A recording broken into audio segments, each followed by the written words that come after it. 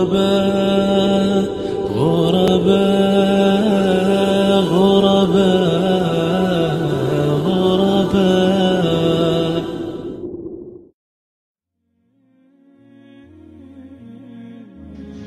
And the Prophet ﷺ has told us many ahadith regarding a dajjal.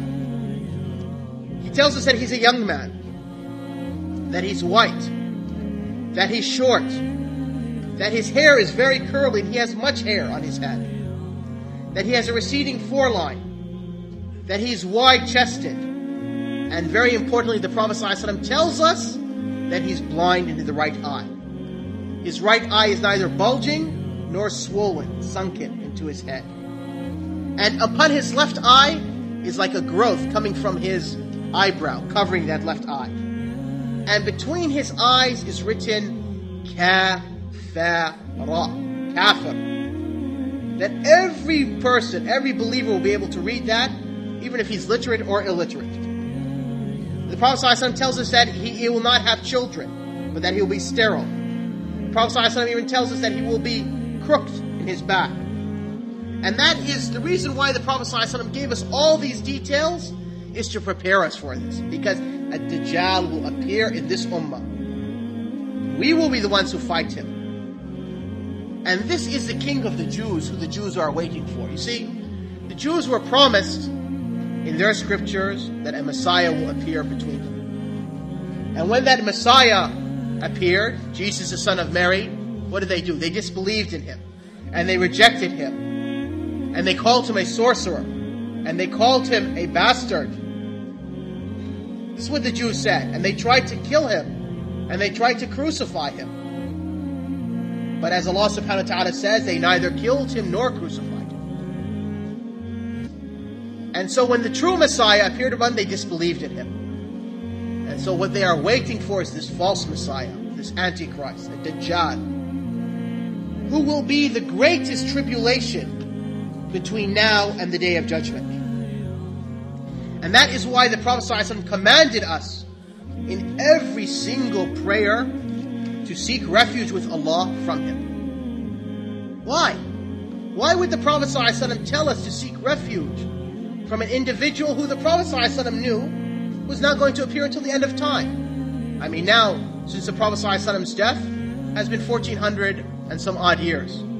And yet the Prophet ﷺ had told his ummah to seek refuge in him, because it is the greatest fitna, as the Prophet ﷺ told us, from the time of Adam until the Day of Judgment. Indeed, the Prophet ﷺ tells us that even the previous messengers all warned against the Antichrist. That the Prophet Nuh, the messenger Nuh alayhi salam, the first messenger sent to humanity, warned his people about the Antichrist. Imagine that. We know Jesus was about 2,000 years ago alayhi salam, and Moses was about 5,000 years ago, or 3,000 years ago, and Ibrahim was about 5,000 years ago. How long ago was Nuh alayhi salam? Yet Allah subhanahu wa ta'ala taught Nuh alayhi salam to warn his ummah about the Antichrist.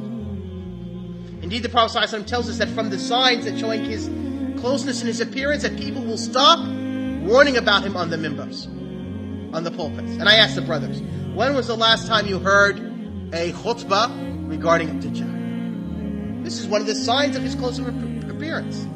The Prophet ﷺ tells us that before the years of his appearance will be years of much confusion, of falsity, deception, years of deception, in which the truthful person will be considered a liar, and the liar will be considered a truthful person. The trustworthy person will be considered untrustworthy, and the untrustworthy person will be considered trustworthy. And in those years, the Ruwaybidah will speak. Ruwaybidah in the Arabic language means that small sheep. You know, like there's a flock of sheep, there's a newborn sheep. So they asked the Prophet ﷺ, what is the Ruwaybidah? The Prophet ﷺ said, it is an insignificant man talking about the affairs of everyone. And how much so do we find that today?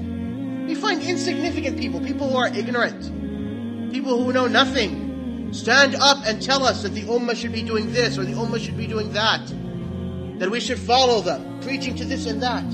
These are all signs that the Dajjal's time has appeared, or come close to appear. And likewise, the Prophet ﷺ even tells us the city in which his affair will first become apparent. That is the city of Isfahan. And the Prophet ﷺ even tells us the neighborhood. It is the neighborhood of Yahudiya. And that he will come. And the Prophet ﷺ even tells us the first water he will drink from the lands of the Arabs. That is the area of Safwan.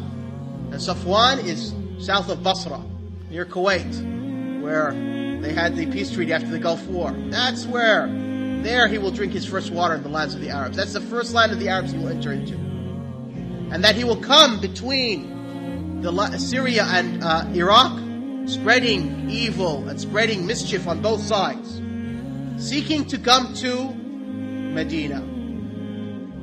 But the angels will not permit him, because he will go to every single land on earth he will pass through, except for Mecca and Medina, because he'll be guarded by angels which will prevent him from coming through. غرباء غرباء غرباء غرباء غرباء غرباء.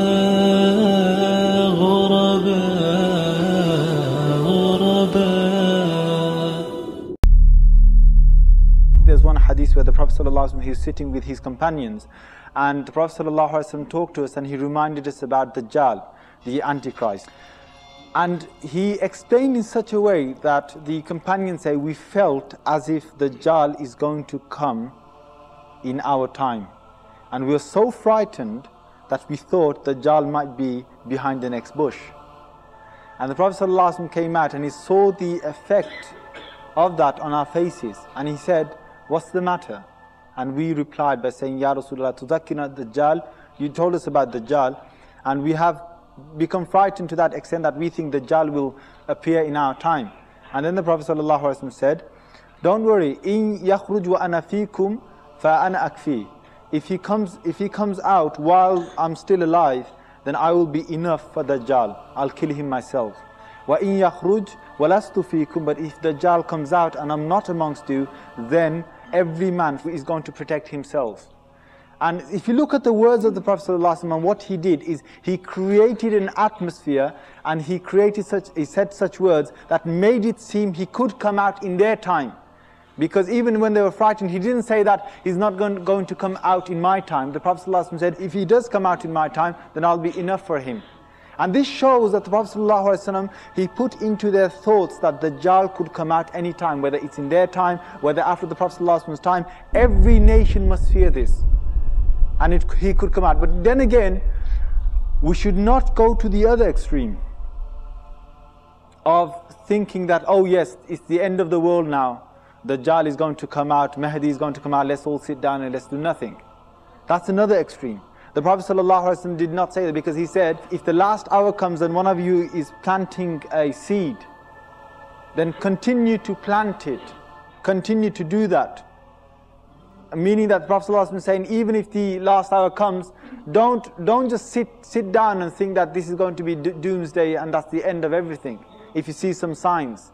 And I think continuously we've been bombarded with these claims of Mahdi has been born, Mahdi is coming out, Dajjal is here, or he's born, we're going to see him in our time. All these claims cannot be definite, because only Allah subhanahu wa ta'ala knows when he will come. Yes, we should be aware that Dajjal could come out in our time, and he could come out in anyone's time. It could be many generations after us. But the thing is, we should not just sit down and say, okay, that's it, forget it. Let's just wait for the Mahdi, and let's just wait for Isa alayhi salam to come out, and then after that, everything will go back to normal. No.